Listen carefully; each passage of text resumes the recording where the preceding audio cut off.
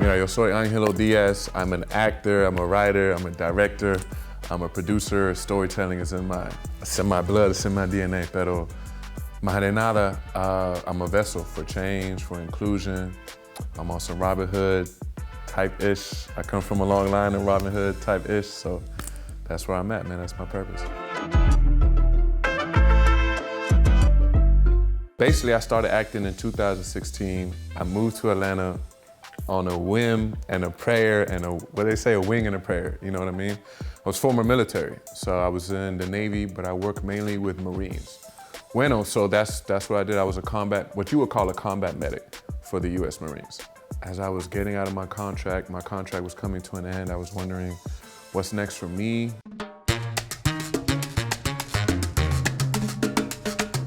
ATL Homicide was my first breakout role, my first major blessing in a major scale way. My first actual booking was an independent film called The Last Time. That will always have a dear place in my heart because they took a chance on me. Summer 2016, brand new to acting, but hungry, and they saw something in me and cast me in that role, which was very special, and that led to me being cast in ATL Homicide. And ATL Homicide is special to me because I play a homicide detective, a real life homicide detective. Him and his partner, they've been doing this thing for 18 years apiece. They're retired now, pero they brought a lot of healing to the streets of Atlanta. Atlanta has a lot of love for them. So I get a lot of love in that area. I get a lot of people that recognize me from the show. I have a lot of pride in being a part of that Atlanta market, 100%. But now I'm ready to see what LA got for me. Being Afro-Latino and being able to share Afro-Latino narratives, it means the world to me. It's one of the major reasons why I got into storytelling and why I accepted this path. Mi mamá era de Cuba. She's from La Habana. She came when she was 11 years old. My grandmother lied to the people and said that she was 16 because my mom was super brilliant and she was speaking 3 languages and playing piano. She was the prodigy genius child. So my grandmother saw opportunities and she was like, oh, that one? Oh yeah, she's 16, put her in high school now. But mi mamá era cubana. My birth father is from Ethiopia. Now, he got murdered when I was very, very young, so I'm learning more about his history and I'm connecting more with his family every day.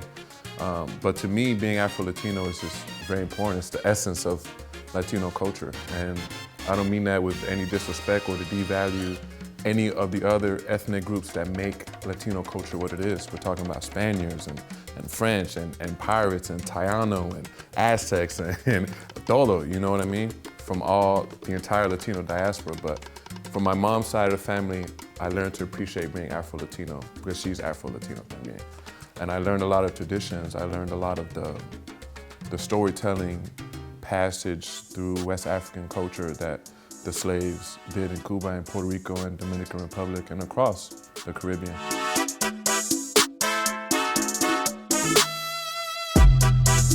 I love acting. It's a huge part of my craft and what I do, but mainly I've been using what I got going on here and my skill set acting-wise to break into the game as a writer and a producer, like a lot of actors. And I've been fortunate enough to experience some of that. I did a fashion film called Florida Man. It's just absurd surrealness, but dealing with real world issues at the same time. I was able to do a premiere of that at the Plaza Theater in Atlanta. Recently, debuted a film called Saida at the Georgia Latino International Film Festival. Thank you to them for hosting us. It was a beautiful time. But my dear friend Aubrey Ebony, she wrote that, she helped produce it, she put it together out of this idea of these are the type of stories we want to tell.